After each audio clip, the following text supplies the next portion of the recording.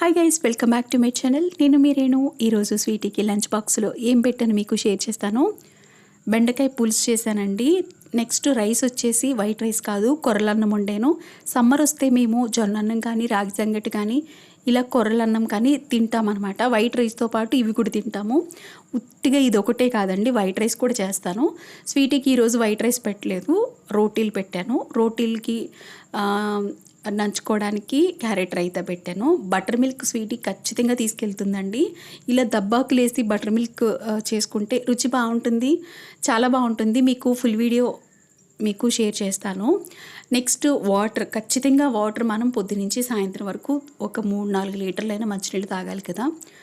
అందుకని ఇప్పుడు సమ్మర్ కాబట్టి మనం మంచినీళ్ళు బాటిల్లోనే పిల్లలకి ఇచ్చేటప్పుడు ఇలాగా సియర్ సీడ్ కానీ లేదంటే సబ్జా గింజలు కానీ ఇలా ఇందులో వేసేసి ఇచ్చేస్తే వాళ్ళు తాగేస్తారు కదా, బాగుంటుంది.